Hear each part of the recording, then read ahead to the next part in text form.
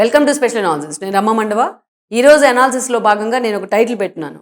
NDA సీట్లు పెరగబోతున్నాయి, India Today and C voter survey సంచలన నిజాలు అని చెప్పేసి నేను టైటిల్ పెట్టాను. ఆ అంశం గురించి మనం డిస్కస్ చేద్దాం. ఇక్కడ 5 రాష్ట్రాల్లో ఎన్నికలు జరగబోతున్నాయి త్వరలోనే దేశవ్యాప్తంగా. మనం చూసినట్లయితే ఒకటి Tamil Nadu and West Bengal and Kerala and then Assam and then Puducherry. ఈ 5 రాష్ట్రాల ఎన్నికల ఫలితాలను విశ్లేషిస్తూ ఇండియా టుడే సీ ఓటర్ ఒక సర్వేని చేపట్టింది. వీళ్ళకి కొంత శాంటిటీ ఉంది సర్వేస్లో, ఎందుకంటే మూడ్ ఆఫ్ ద నేషన్ ఎక్కువగా చేస్తారు వాళ్ళు. ఎన్నికలు వస్తున్నాయంటే ఆయా స్టేట్లో ప్రజలు ఏమనుకుంటా ఉన్నారు, ప్రభుత్వ పనితీరు ప్రతిపక్షాల పనితీరు ఎలా ఉంది అనే అంశం మీద క్యాటలారికల్గా వాళ్ళ జనం నాడి పట్టుకునే ప్రయత్నం చేస్తూ ఉంటుంది. అందులో కొంతమేరకు India Today C voter survey success అయింది. వాళ్ళ మీద కొంత కాన్ఫిడెంట్ కూడా ఉంది జనంలో. అలాంటి సందర్భంలో ఈరోజు 5 రాష్ట్రాలకు ఎన్నికలు రాబోతున్నాయి.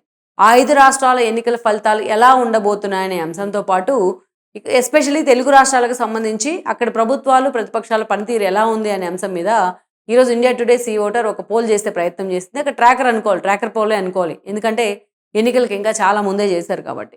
సో అది ఆ పోలింగ్, ఆ వివరాలని ఆ పోల్ జనం నాడి ఎలా ఉంది అనేది మనం ఒకసారి చూసినట్లయితే కొన్ని ఆశ్చర్యకరమైన విషయాలు తెలుస్తూ ఉంటాయి మనకి.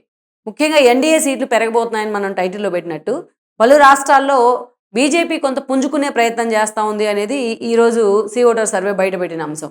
ముఖ్యంగా నిజంగా మనం చూస్తే ఈ రోజున్న పరిస్థితుల్లో మోడీకి అవసరం MP seats.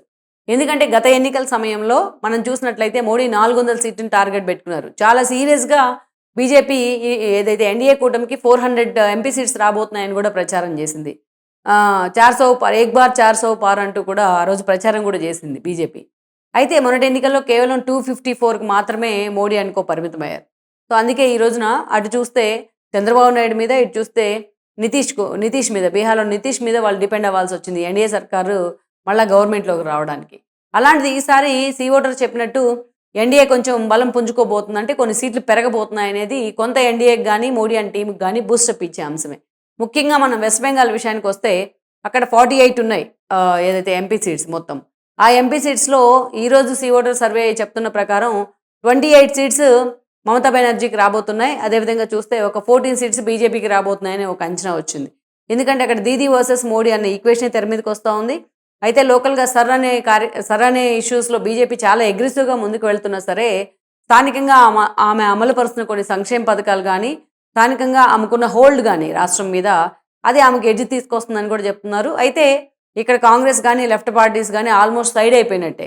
BJP versus TMC అని జరుగుతున్న ఈ ఈక్వేషన్లో సో బీజేపీ కొన్ని సీట్లు ఈసారి పెంచుకోబోతా ఉంది. అంటే టీఎంసీ తర్వాత రెండో స్థానానికి బీజేపీ అక్కడ తన సీట్ల సంఖ్యను పెంచుకోబోతుందంటే మిగతా పార్టీలను వెనక్కి నెట్టిందని మనం చెప్పుకోవచ్చు. అలాగే తమిళనాడుకు వచ్చినట్లయితే సీ ఓటర్ ఏం చెప్తా ఉందంటే ఈరోజు తమిళనాడులో మొత్తం 39 ఉన్నాయి ఏదైతే ఎంపీ సీట్స్. 39లో మొత్తం 38 సీట్స్ డిఎంకే నేతృత్వంలోని ఇండియా కూటమికి రాబోతున్నాయని చెప్పి కూడా సీ ఓటర్ తన ఒపీనియన్ చెప్పేసింది. అదేవిధంగా చూస్తే ఓన్లీ ఒక్క సీటు మాత్రమే బీజేపీ ఎంపీ సీట్ అక్కడ గెలుచుకునే అవకాశం ఉందని చెప్తా ఉన్నారు. తమిళనాడు అంటేనే బీజేపీకి ప్యాషన్. ఏదైతే జయలలిత చనిపోయిన తర్వాత అనేక రకాలుగా అక్కడ పొలిటికల్ ఈక్వేషన్స్ మార్చే ప్రయత్నం చేసింది బీజేపీ. అటు శశికళను జైలుకు పంపారు. అదేవిధంగా చూస్తే పన్నీర్ సెల్వాన్ని, పళనిస్వామిని ఇద్దరిని ముందు పెట్టుకొని రాజకీయం చేసే ప్రయత్నం చేశారు. ఇద్దరు ముఖ్యమంత్రి పదవులను కూడా వాళ్ళు పంచుకోవడం జరిగింది. అయితే ఈ ఈక్వేషన్స్ అన్నీ కూడా పూర్తి స్థాయిలో ప్రజలకు అంతగా ఎక్కలేదు బీజేపీ ఇన్వాల్వ్ కావడం. ఈరోజు అందుకే డిఎంకే అక్కడ అధికారంలో ఉంది. గత ఎన్నికల్లో డిఎంకే అధికారంలోకి వచ్చింది. అయితే ఇప్పుడు త్వరలోనే ఎన్నికలు రాబోతా ఉన్నాయి ఇంకో 2 నెలల్లో. అలాంటి సమయంలో ఈరోజు విజయ్ లాంటి వాళ్ళు అక్కడ పార్టీ పెడతాం తమిళనాడు ఒక సంచలనం అనుకోవాలి. ఒక సింపుల్గా ఒక స్టార్ హీరోగా పేరున్న విజయ్ ఈరోజు తమిళనాడు రాజకీయాల్లో ఒక కింగ్ మేకర్ కాబోతున్నారు. అది ఎవరు కూడా కాదనలేని వాస్తవం. మొన్న శ్రీరామ్ లాంటి సఫాలజిస్టులు, ఆయన తమిళనాడు వ్యక్తే, ఆయన ఒక సర్వే చేపట్టారు. కొన్ని 100 స్థానాల్లో సర్వే చేపడితే కొంత అర్బన్ ఏరియాల్లో కూడా రూరల్ ఏరియాలో ఏఐడిఎంకేకి కొంత లీడ్ ఉంది అని చెప్పేసి ఆ సర్వే ఫలితం కూడా బయటికి రావడం జరిగింది. అయితే ఇప్పుడు విజయ్ అసలు ఎటువైపు మొగ్గు చూపుతారనేది కదా అక్కడ ఒక అంచనా. మరోవైపు బీజేపీ తరఫున అటు నయనార్ నాగేంద్రన్ కానీ, అదేవిధంగా చూస్తే అన్నామలై కానీ చాలా సీరియస్గా టఫ్ ఫైట్ ఇస్తూ ఉన్నారు డిఎంకే కూడా కొన్ని అంశాల్లో. అయితే విజయ్ ఫ్యాక్టర్ చాలా కీలకం కాబోతోంది అన్న పరిస్థితుల్లో ఈరోజు విజయ్ తండ్రి కూడా కాంగ్రెస్తో మేము టైఅప్ అవుతాం అన్న విధంగా ఒక లేఖ కూడా, ఓపెన్ లెటర్ కూడా రాయడం జరిగింది. అయితే సీ ఓటర్ సర్వే ఏం చెప్తా ఉంది అంటే విజయ్ 100% బీజేపీ వైపు కాదు ఇండియా కూటమి వైపే మొగ్గు చూపే అవకాశం ఉంది అని కూడా చెప్తా ఉన్నారు. ఇండియా కూటమి వైపు మొగ్గు చూపితే అక్కడ ఇండియా కూటమి లీడ్ చేస్తుంది స్టాలినే, డిఎంకే లీడ్ చేస్తూ ఉంది. సో వాళ్ళ వైపు ఎందుకంటే విజయ్ కనుక వాళ్ళతో కలిస్తే అటు విజయ్, ఇటు డిఎంకే, అటు కాంగ్రెస్, సో ఈ 3 పార్టీలు కలిస్తే అధికారం తథ్యమనే అంచనాలు వస్తూ ఉన్నాయి. అందుకే బీజేపీ అక్కడ ఎంత పెర్ఫామ్ చేసినా ఒక్క సీటుకే పరిమితం కాబోతోంది అన్న కొన్ని అంచనా సీ ఓటర్ ఇవ్వడం జరిగింది. లెట్స్ సీ మరి అసలు విజయ్ ఫ్యాక్టర్ ఎటు ఉంటుంది అనేది కూడా ఇంకా పూర్తి స్థాయిలో విజయ్ తీసుకునే ఏదైతే ఆ కీలక నిర్ణయం మీద ఆధారపడి ఉండే అవకాశం ఉంటుంది. ఇక వేరే కేరళ విషయానికి వచ్చినట్లయితే ఆల్రెడీ ఎల్డీఎఫ్ అక్కడ లీడ్ చేస్తూ ఉంది ఈ రోజున అధికారాన్ని. అయితే పినరయి విజయన్ మీద వ్యతిరేకత ఉంది అక్కడ. ఆ వ్యతిరేకత ఈసారి ఎన్నికల్లో ప్రస్ఫుటంగా కనిపించబోతోంది. ఈరోజు యూడీఎఫ్ కాంగ్రెస్ ఆధ్వర్యంలోని, ఇండియా కూటమి ఆధ్వర్యంలోని యూడీఎఫ్ ఈసారి అక్కడ పూర్తి స్థాయి మెజారిటీ దక్కించుకోబోతోంది. అయితే ఏది సీ ఓటర్ సర్వే ప్రకారం. కానీ వేరే బీజేపీ కూడా గతానికంటే భిన్నంగా మనం చూసాం, మొన్నటి ఎన్నికల్లో ఒక ఎమ్మెల్యే సీట్ని గెలుచుకున్నట్టే మొన్న అక్కడ స్థానిక సంస్థలు జరిగితే అక్కడ కూడా కొన్ని వార్డు మెంబర్స్, కొన్ని పంచాయతీల్లో బీజేపీ జెండా ఎగరేసింది, కొన్ని కౌన్సిలర్లు. సో ఇలాంటి పరిస్థితుల్లో అక్కడ బీజేపీ పూర్తి స్థాయిలో పుంజుకోబోతోందని కూడా చెప్తా ఉన్నారు. సో పూర్తి స్థాయిలో మనం చూస్తే కేరళలో 20 ఎంపీ సీట్స్ ఉన్నాయి. అయితే ఆల్మోస్ట్ యూడీఎఫ్ కూటమికి అయితే మాత్రం 18 ఎంపీ సీట్లు, అదేవిధంగా బీజేపీ ఒక 2 ఎంపీ సీట్లు వచ్చే అవకాశం ఉందని కూడా చెప్తా ఉన్నారు. అస్సాం గురించి మనం చూస్తే అస్సాంలో ఓన్లీ 14 ఎంపీ సీట్లు మాత్రమే ఉన్నాయి. 14 ఎంపీ సీట్లలో ఈరోజు 14 ఎంపీ సీట్లు మాత్రమే ఉన్నాయి అస్సాంలో. అయితే హిమంత్ బిశ్వ శర్మ నేతృత్వంలో బీజేపీ అక్కడ స్ట్రాంగ్గా ఎమర్జ్ అవుతూ ఉంది. కాంగ్రెస్ లాంటి పార్టీలు అక్కడ పోటీలోనే లేకుండా పోయి, అందుకే మెజారిటీ సీట్లు అస్సాం నుంచి బీజేపీ ఖాతాలో పడే అవకాశం ఉందని కూడా చెప్తా ఉన్నారు.